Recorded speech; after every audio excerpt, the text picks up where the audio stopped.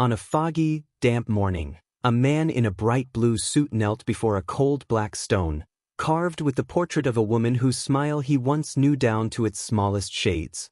For many years he had believed her dead, and only the pain, now a part of him, confirmed it. White flowers lay at the foot of the gravestone, the only bright spot among the gray stones and the thick mist slowly drifting along the cemetery paths. Beside him stood a little girl in a faded yellow dress, stained with dirt. Her tousled hair was ruffled by the cold wind, yet she seemed not to feel the chill.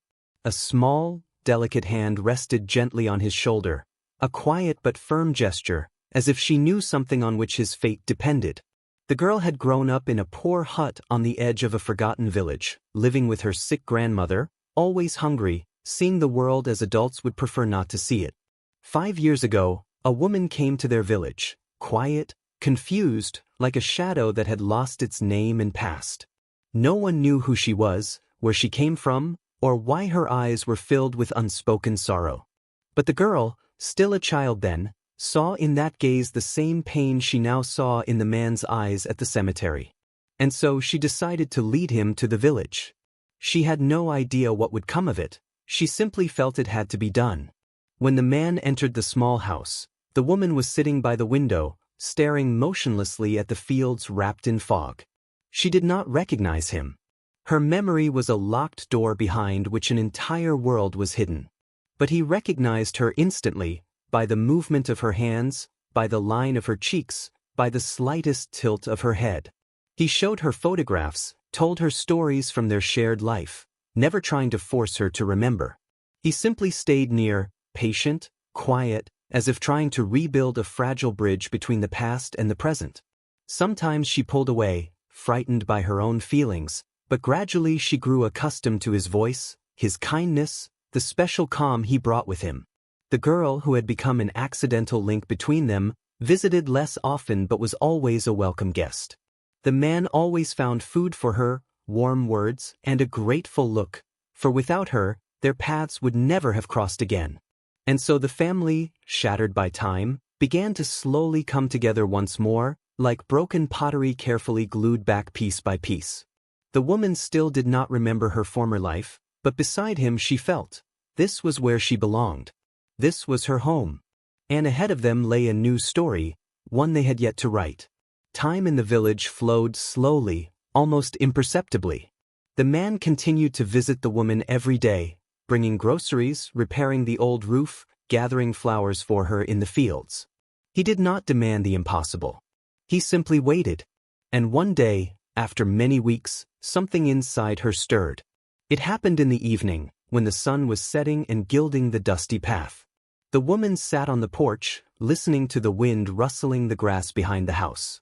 The man was reading to her in a quiet, steady voice. She suddenly lifted her gaze and asked, "Tell me, was I truly important to you?" He fell silent in the middle of a sentence. A shadow of pain he had long hidden flickered in his eyes. "You were my life," he said simply. The woman looked at him for a long time. There was still much emptiness in her gaze, but within that emptiness a spark appeared, weak, timid. That was what the first shoots of memory looked like. She did not remember everything at once. But sometimes fragments, the sound of laughter, the smell of raw apples, a warm hand, surfaced, and she tried to understand to whom they belonged. More and more often, those shadows of the past led her to the man.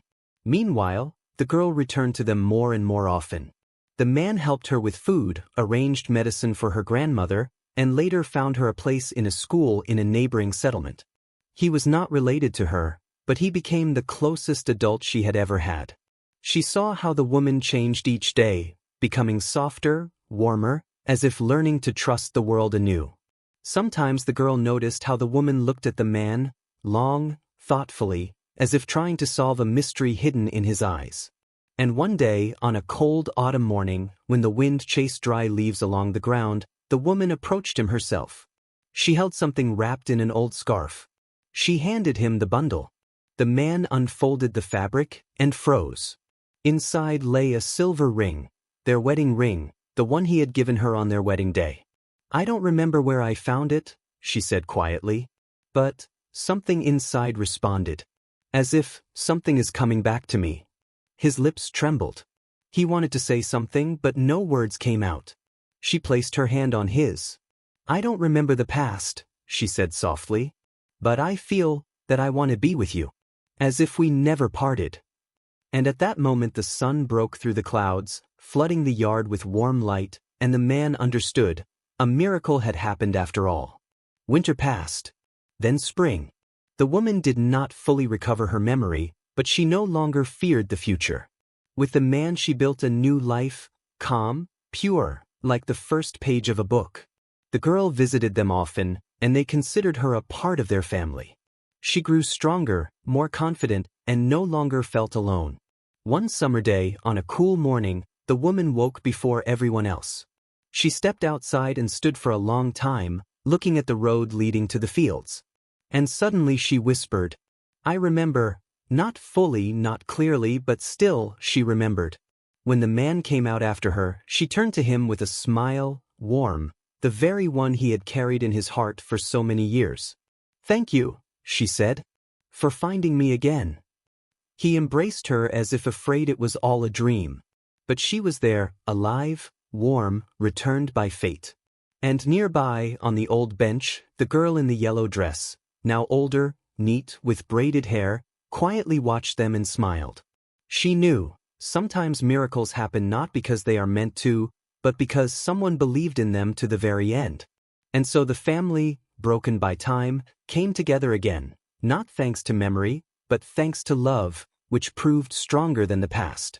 And this, dear friends, is only the beginning of an amazing journey.